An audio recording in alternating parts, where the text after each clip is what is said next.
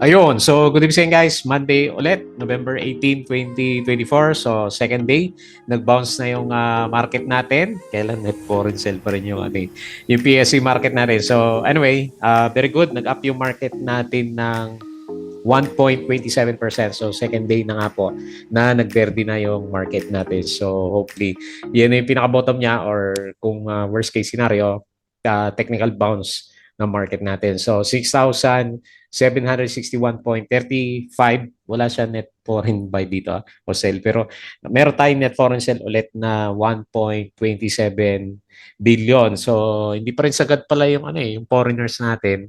Ibig sabihin lumalabas pa rin yung ibang mga foreigners. So maganda lang na nangyari sa kanya, sinasalo ng mga locals yung mga binebenta na mga stocks natin. So karamihan ng mga nakikita natin na net foreign sell is dito pa rin naman sa mga big caps na stocks natin. Okay, pero marami tayong nakitang nag-bounce, diba? So kahit pa paano, may pampalubag loob na si PSE sa mga portfolio natin na namula from the last 2 weeks of trading natin. So, nauna sa listahan ko si dito. So, nauna pa rin dito sa trending stocks natin.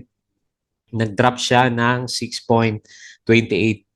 So, malakas ngayon yung drop ni dito natin kasi finally, lumabas na rin po yung, yung hinahanap natin. Magkano ba yung price ng kanyang follow-on offering. So, lumabas kaninang umaga, nasa 1.05 pesos per share. 1.80 ata yung price niya.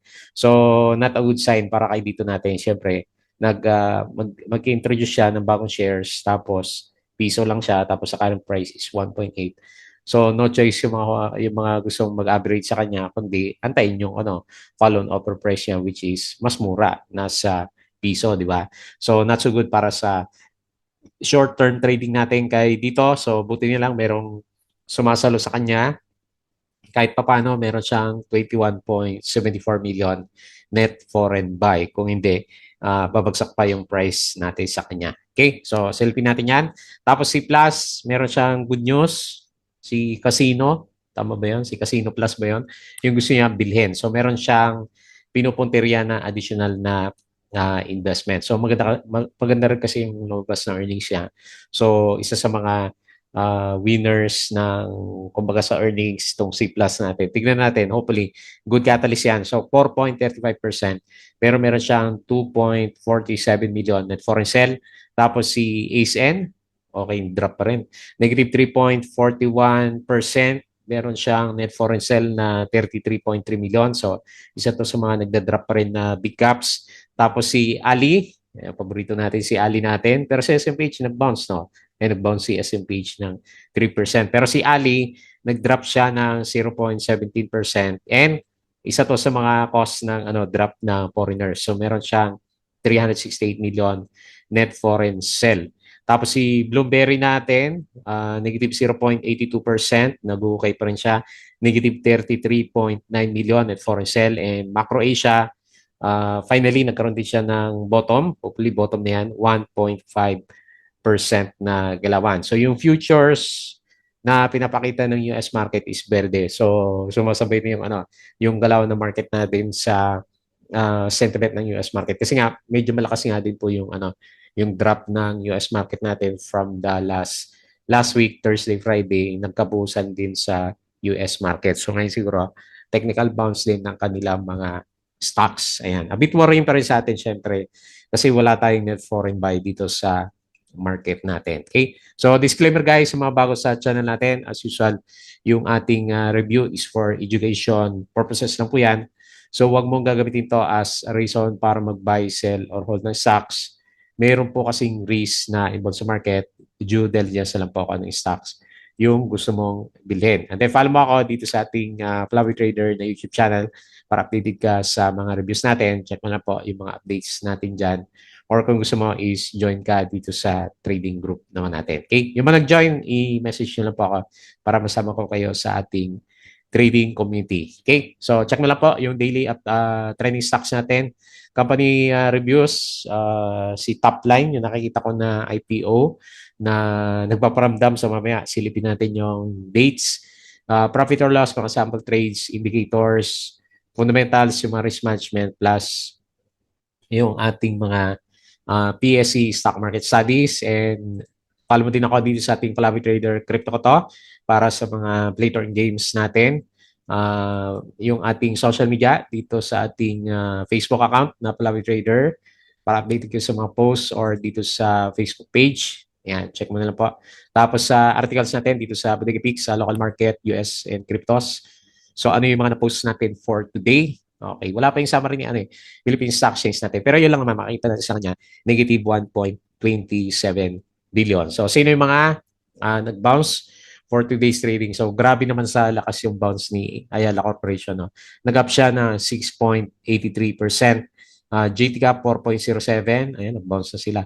URC 4.07, SMPH 3.7, SM 3.4, LTG. Meron pala siyang declaration ulit ng dividends. Hindi ko nakita pero parang 3% yata ulit 'yon. So nag-up siya 2.98, Aboitiz 2.94, ayan GGS nag-bounce na rin 2.7. So pabagsak pa rin si ASN 3.41, CNPF 2.39, Nickel 2.21%, and si Meralco is 1.44%. Okay? So foreign funds bought, AUB, PNB, Manila Water, SCP, wala pa yung mga banks, no?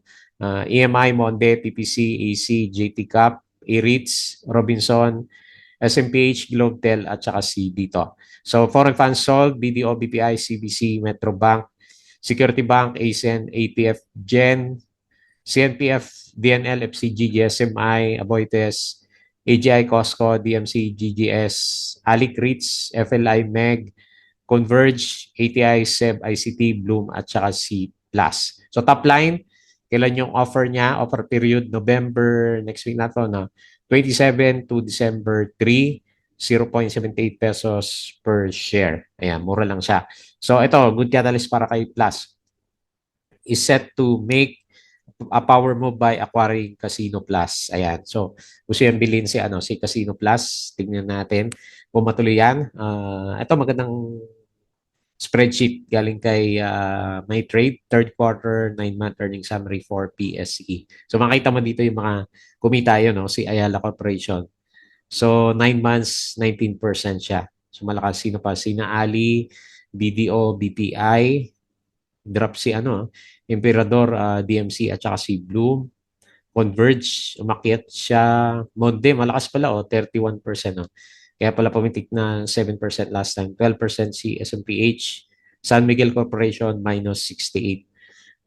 So ACR Alson reports 6% increase in Q3 net income. Asian Equities rose. Ayan, okay naman tayo. So mga stocks natin. Dito, announced that Summit Telco will subscribe to 9 billion primary shares. This move suggests a significant investment. Okay. Piso din ba to? Kasi yung 1.05 sana yun eh. Follow-on offering. Vistalan net income grew by 10%. Converge is determined to buy out Sky Cable. Ayan, para sa kanya. Vistalan, optimistic on provincial demand. Meralco is collaborating with French government to conduct a feasibility study. ABS gets reprieve on bank loan. So medyo delicate si ABS-CBN. Sibulan Master is moving towards Luzon expansion. BDO has commenced construction. Vistalan, net income up 10%. ASN subsidiary earmarked over 26 billion to expand a solar farm. Dito CME had a wild ride on Monday. So yung offer price niya is 45% discount. Ayan. So kailangan ng pera ni dito natin. Ayan. Kaya siguro murang-mura binibenta niya yung kanyang mga shares. Okay, sino pa dito? Corporate Stories. BLL 9.5 increase. Meralco plans to collaborate with French government. LTG so another 3%. So very generous si LTG. CMEX signed a purchase agreement on November 14. PERC consolidated gross revenue plus 19%. Okay? So dito si ME, ito na yung kanyang follow-on offering 1.05. Bibili ka ba sa FOO? Tapos yung mga galawan natin over the weekends, Metrobank 100 peso pala yung target niya, no? O malaki yung upside niya. Nasa halos 30%. LPG, special dividends, and yan, naglagan sa US market kaya medyo nag-stabilize ng konti yung galawan sa Philippine markets naman natin. Okay? So, patalastas ulit yung ating patron. Yung mga gusto ng guide sa trading po sa Philippine markets, sali lang po kayo dito sa patron channel po natin. So, double check mo na po yung mga detalye. So, tingin tayo sa galaw ng market. Ayan, gumaganda na yung itsura ng, ng PSE natin. Okay. So, puli, yun na yung, yung pinaka-bottom natin, 6,500. Although technically, nasa 6,400 pa yung, yung pinaka-support. Pero, lagay na natin dyan kasi meron tayong bullish engulfing candle. Hopefully, yan yung bounce. So, bakit zero yung, net? Net foreign ni, dito, ni Instagrams natin. Pero negative, yan eh. Negative 1.27 billion. So, nag-jump tayo 1.27%. So, on the way tayo para i-retest yung 6,900. So, ito pinakamalakas na resistance natin na binutas. Ayan, hopefully mabot tayo dyan bago mauntog si CPSC natin or hopefully dumiretso siya kasi ang malakas na drop until dito sa 7,100. Pero yun nga, kung magbalikan yung foreigners kasi lumabas halos lahat ng foreigners natin. So, naging catalyst natin is technical bounce lang talaga kasi walang volume sa market. So, ibig sabihin, maraming bargain na stocks. So, opportunity para sa mga bounce trades. Kagaya naman nangyari dito kina Ayala Corporation kasi nag-bounce siya ng 6% in one day. Ayan. So, hopefully, tumagal yan. Yung bounce natin na yan. Ayan. So, abangan natin yung pagbabalik ng foreigners. Wala dito. Hindi natin makita yung yung pagpasok niya. Okay. So, tingin tayo sino mga winners dito sa market. So, Ayala Corporation, 6%. Si, hanap tayo may volume, plus 4.35%, hopefully. URC, 4.07. Naging catalyst yung yung candle natin nung Friday. Certec, nung umaga mga lakas to nag-pullback pala to, 3.76%. Manila Water, ayun, nakabalik na siya. 3.44%, SM 3.4%. So Dow G, nag-bounce. Tapos si LPG, yan, ilan ba yon? 3.48%. Yan, may dividends ulit siya. Mega World, 2.84%, pabalik din. ABA, 2.82%. All HC, 2.78. Yung mga binuhusan na stocks natin. GGS, ayan, tapos na yata ito magukay.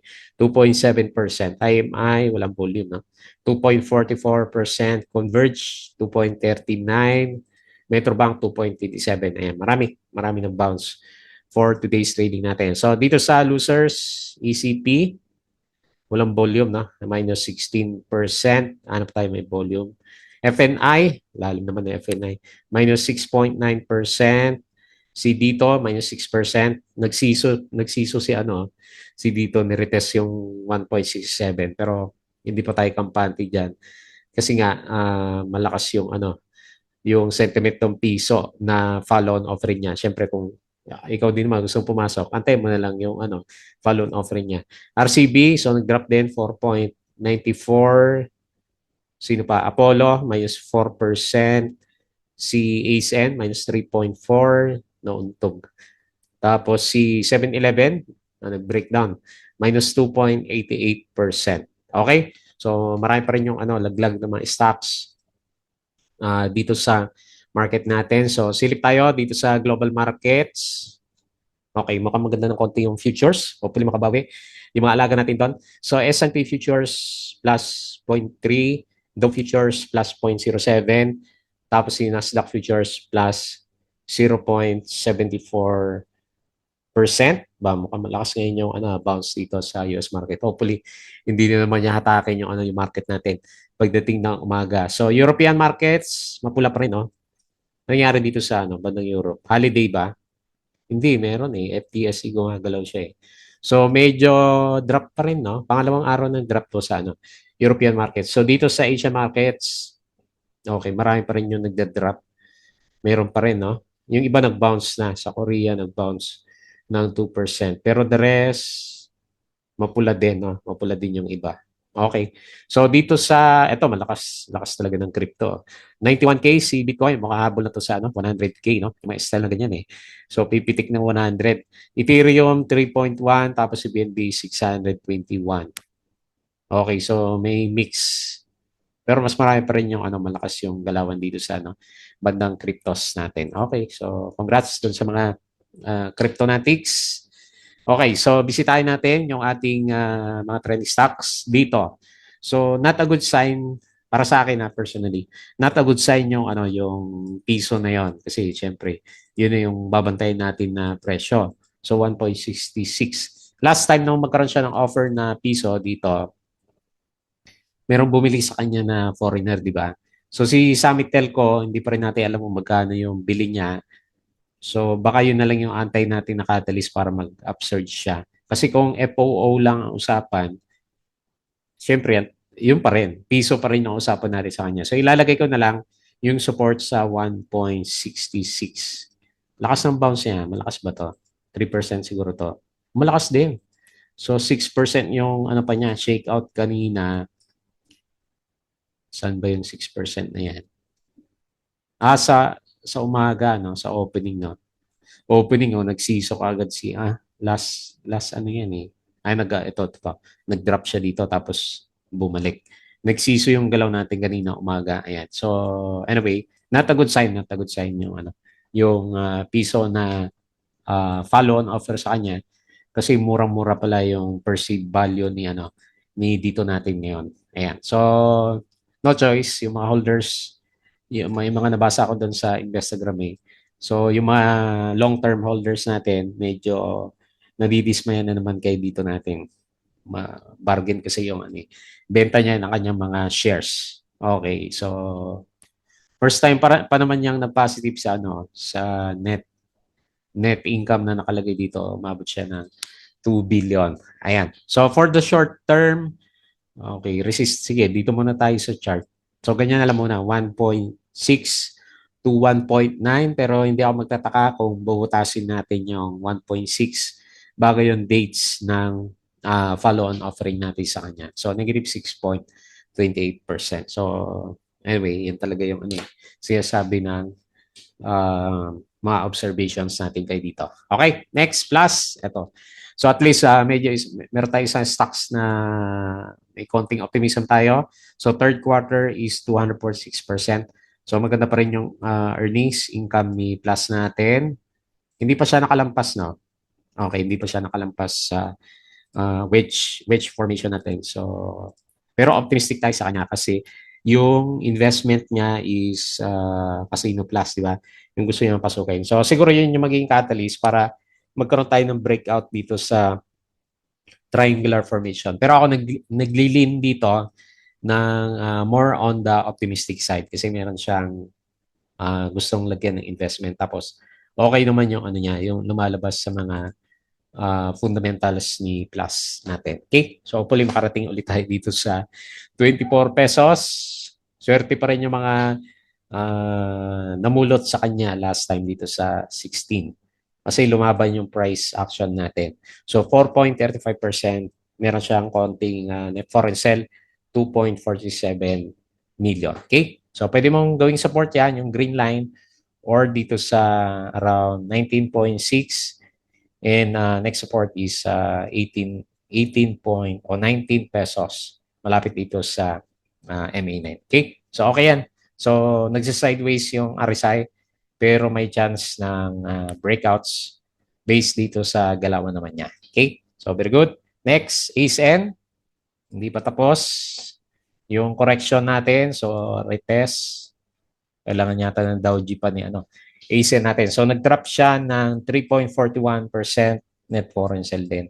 So negative 33.83 million. So anyway, syempre bababa na natin yung resistance area ni ASN natin. So dito muna tayo titingin dito sa area natin na to.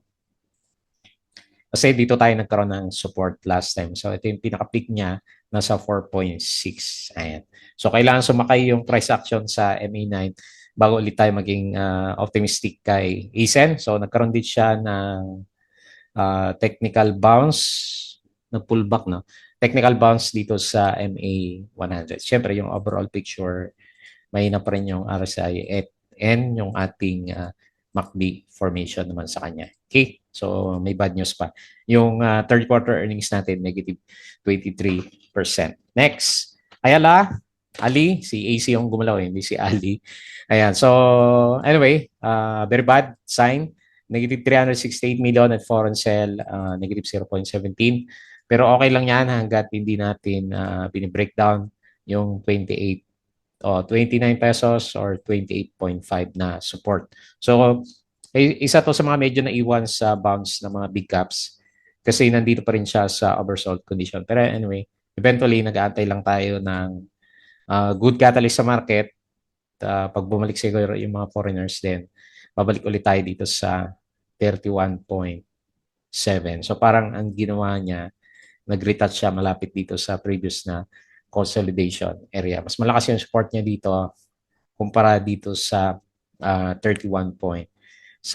Okay? So nag-aantay din to ng catalyst. Meron tayong nababasa, meron siyang pakonti-konti na share buyback. So at least may sumasalo yung mother company para kay ali natin. Okay? Next, Bloomberry. So nag-ukay din to. Hindi pa tapos yung pag-ukay niya. So alam niyo na ang catalyst ay yung negative earnings natin. So negative 125%. So lugi siya. So dahil dyan, nag-oversold yung stocks natin. Nahirapan siyang makabalik. Okay? So meron siyang temporary support dito sa 5.38. Yan na lang muna titignan ko sa kanya.